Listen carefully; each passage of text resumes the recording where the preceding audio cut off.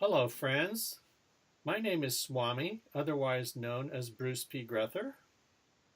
And I'm Nimbas. Thank you for joining me again, Nimbas, in our loving conspiracy of sharing our wonderful craziness. I would Oh, like you're to entirely welcome. I would like to make one point again that about our discussion of afterlife and reincarnation, which we've mentioned a few times, and we had an entire discussion about that. That I really don't want to dispute the possible existence of both. They may or may not exist as far as I'm concerned. My concern deeply is that when we are fixated on afterlife and reincarnation, it's very easy to devalue or to miss the precious, irreplaceable quality of this life we're in that may or may not be our one and only human life. And of course, our life might be very difficult. It might be one of suffering as well, but it's still something that I don't think it's that wise to fixate on another life or another world. This is what the fixation on near-death experiences and afterlife and reincarnation so easily slip over into, in my opinion, is that we can devalue this life, which I think is sacred and beautiful and perhaps irreplaceable. So anyway, Certainly, this may be the only life we have, and it's better for our purposes to focus on this life. As I quoted Confucius in the past and other teachers, they're saying, don't worry about the afterlife, worry about this life because that's the one you've got. And we're not saying that. either that or don't worry and be happy, right? Well, yes, of course. Don't Okay, so worry. That's what was always our good subject going to advice. be this time, Nimbas? Well, I thought of a very smarty pants question, and that is everything an illusion? Ultimately, to me and in my life, and because of, my ideas that I base my life on, Mm-hmm, yes, I mm-hmm. think everything's an illusion except the present moment.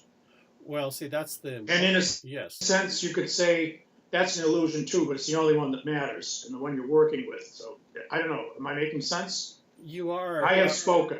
I don't necessarily have exactly the same feeling, but I certainly think that the only realities exist in the present moment, yes, because the past is over with, the future hasn't happened yet, and what is present is, but I don't consider that an illusion at all. Well, it's a matter of definition. Wait a second. Well, I I know that it is very popular among New Age and spiritual people these days to say everything's an illusion, life is a dream. My problem with that is I don't quite agree. For one thing, again, it's easy to devalue it and to say it's a dream, so it doesn't matter. Nothing is important because it's not real. Well, to me, to say everything is an illusion is to say that nothing really exists. It's all kind of a dreamlike thing. Well, I don't quite agree. I don't mistrust my senses and my own direct experience quite that much that I believe everything doesn't exist. I think that our bodies exist. I think that we exist. We're not really separate individuals as we seem. We may look different, but we're not really separate. And I feel that nature exists, the natural world is out there, the earth exists, the moon and the sun and the stars, the universe, all of that is really there.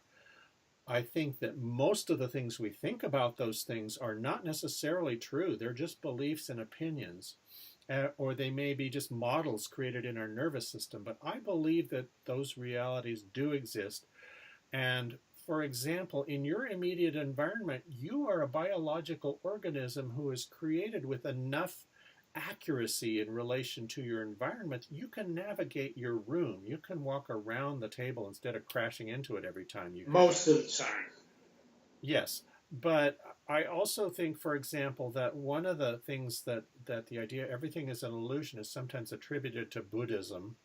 I don't think that the Buddha really taught that everything is an illusion. He said, "You're mistaken about the nature of reality. It's all in your mind."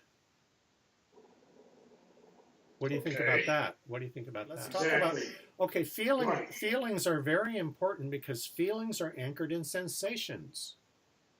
Feelings are Okay. anchored in sensations that your body experiences. I love These are not sensation. these are yeah, sensation is awesome and it's wonderful, and feelings are good too. Feelings can be feelings of despair, depression, sadness, grief. They can be feelings of ecstasy, of joy, of savoring the mystery and the wonder. They can be all kinds of different things, but they are anchored in sensations that our body creates, and the idea that this is all illusion, I think, is also uh, overlapping with the idea of the past and the future. If you're focused on thinking about the past, that is illusion because it's no longer anywhere but in your memory. And the only place, sounds like a word trick, but the only place you can think about the past is in the present. And the future hasn't happened yet. So, if you're really present, you're in your body here and now, but I think you really are. It's just that maybe everything you believe about that might not be accurate. So to me, the important thing is how you relate to Mm-hmm. Mm-hmm. not just Mm-hmm. your environment, but the other living beings in your present moment, and Sure. how you Sure. treat them and how you help them. Mm-hmm. My emphasis is on Mm-hmm. staying in the present and not doing any harm and helping everything, but Sure. specifically Sure. the That's great. other sentient beings, and more specifically the other humans in my present uh, Sure. Gestalt. That's not a good word because it's not even an English word. Okay. Pattern, it means in German. But in my present arrangement Mm-hmm. of Mm-hmm. electrons or whatever, Well, let me that's my let, present moment. let me throw a monkey wrench into the works. What is Oh, reality? by all What means. is reality? Yeah, that's right. So, I have a definition for it, but oh, I bet you do. What? it's whatever you are experiencing right now in your nervous system is Oh, real okay. Well, for that's a you. definition. If you accept that Yeah. definition, right? An axiom.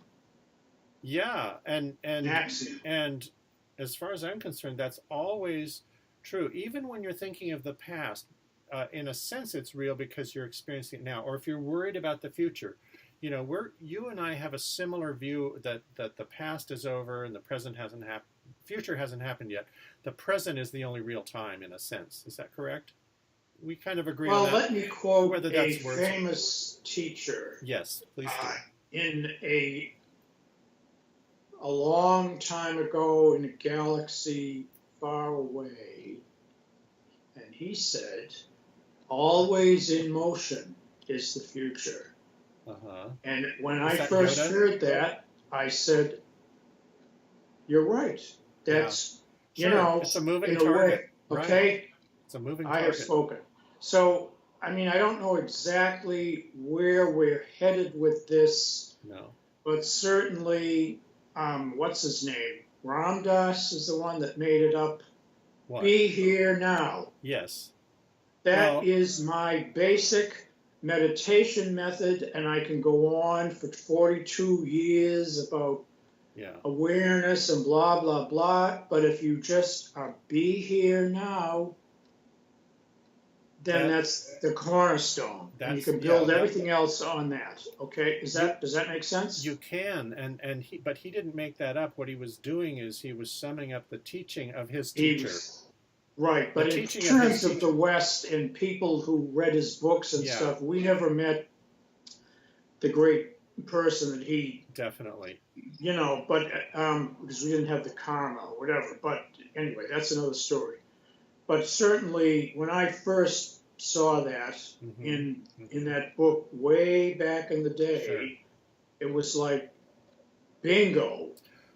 Right. Be here now. But now when You know, you said well, you go. said something though that I want to ask you about. You said something about the beings, the sentient beings, and particularly the human beings. Well, there's a little bit of a hierarchy there because I've really reacted against the anthropocentric view that humans are the center of the universe and I that we're don't more think that at important all. than I know you don't, but you know, serving other people is great, but I think that serving all living beings is great, and I think that actually protecting and preserving the inanimate, what we call the inanimate world, because as far as I'm concerned, it's all alive. You know, everything is alive. This is Yes. really, I think Yes. that physics leads us to this, and it's a very ancient human perception, kind of a what I call a scientific animism. So, yeah. Yes. And how do you react to that? Well, You don't have to see it the same way. And you uh, don't always. That's fine. you know, my listing beings and whatever, Yeah, I mean, I basically agree with what you just said, okay? And it's just that I you can. may tend to express myself in a more old fashioned Catholic. way. Catholic. Well, it could be Catholic, Buddhist, Taoist, Schmaoist, whoosy, whatsy. And they're Yeah. all going by the boards. But yeah, I really, I honor what you're saying Thank you. always. And anyway, I think I'm not maybe always honored, but that's okay too. I don't have to be. Oh, you're, it's you're time not to go. always honored by. A prophet is never accepted in his own country. Oh my goodness, Who's the really prophet around here? pretentious, huh? Who's the prophet around here? Don't prophets predict the future? I don't do that. Do you? There's no future. Good point. I agree. But Okay, well, peace and love. but the future is we will see the children in the next episode of Swami and Nimbas. And I'm Nimbas. Don't forget that. And I think everybody's forgotten who I am by now, but that's No, all right. Paul- I'm here. Bruce P. Grether. Okay, Bye. bye.